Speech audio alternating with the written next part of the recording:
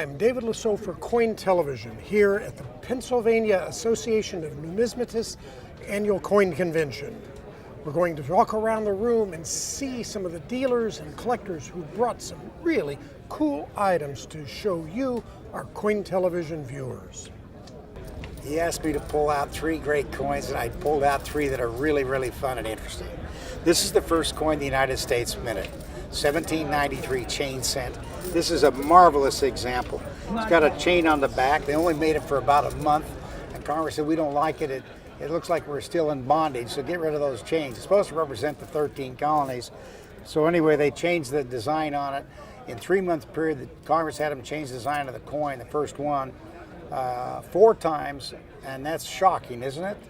That our Congress couldn't make up their mind. It was just amazing. That was the first one too. What kind of value? So well, this one here is not too bad. This is $23,500. So that's a good bargain.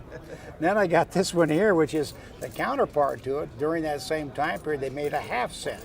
And Liberty is facing to the left. It's the only one they made with the Liberty to the left.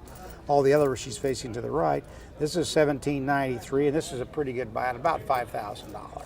So that's you have both of those. You got the 2 first coins the U.S. made.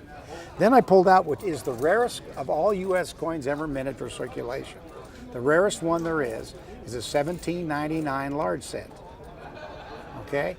There's fewer of those that survive than any other single coin. This is a very, very tough coin to get. They were rare when they made them. They only made a handful. And they're probably only there's probably less than 200 that have survived, that are real 1799s. This one here is a marvelous example, and I've got it priced very fairly at $16,500. Why were they so scarce? They didn't make very many of them to begin with. The mint workers were making 98s, and they modified the 8 to make a 9, and then they ran out of time, so they said, well, we're not making more sense the rest of the years, let's just go ahead and make 1800s. So they only made 1799s, we speculate, for a couple of weeks. Well, here's an 1880 S. Morgan dollar, which under ordinary circumstances would be nothing special. But this particular coin has just got the most incredible, intense, and beautiful toning that one of the prettiest coins I've ever seen, bar none. And this is a coin that had a long history for me because it first showed up at a Towson, Maryland coin show in a flip back in 1985. And I tried to buy it from the owner back then and couldn't do it. He wanted a lot of money for it. I tried again 10 years later when it came back to a coin show, and again, he wanted a lot of money. Anyway, fast forward to 2012 when it came into a Baltimore coin show and he was going through a divorce. And he was selling his tone collection as a whole, and this was the centerpiece of it. And I asked him if I could buy the coin at that point in time, and he says, well, I'm going to want too much money. I said, well, what else is new? We've been playing this game for decades.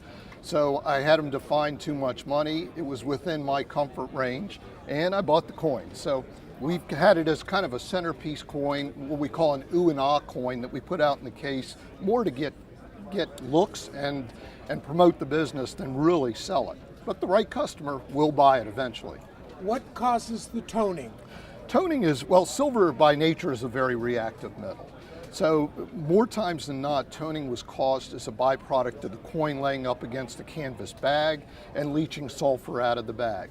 Now toning is a weird element because it can go anywhere from monochromatic dull colors to very vivid colors. And when you get really vibrant, intense colors like that, it's a 1 in a million. What kind of value? This coin is $6,500. Were it not toned, it'd be worth about $100. Okay, we recently just purchased a collection of obsoletes, and there's nothing exceptionally rare in this collection, but there are 2 things that stand out about it. The notes are extraordinarily nice. The collector put the collection together back in the 70s and 80s when nice obsoletes were readily available, and he has some wonderful vignettes. This particular vignette on the Stonington bank featured a whale hunting scene.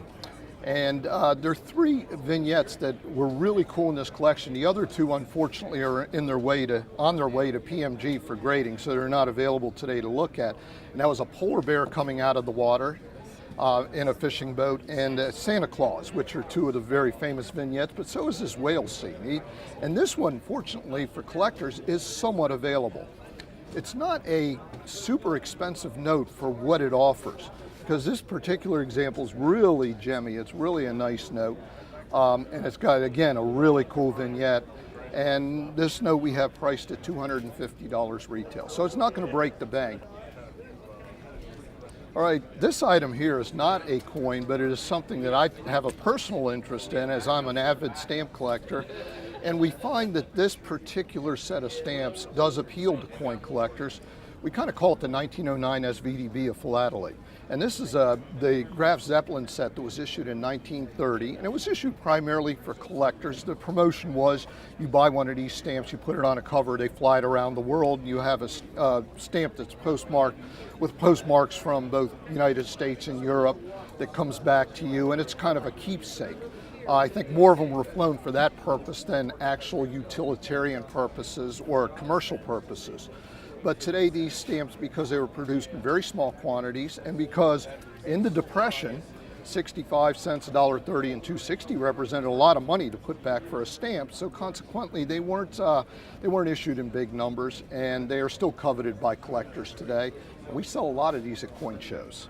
What kind of value? This particular set is retail priced at $700, and this was a set that 15, 20 years ago would have been upwards from $5,000 to $10,000. So these have really become affordable.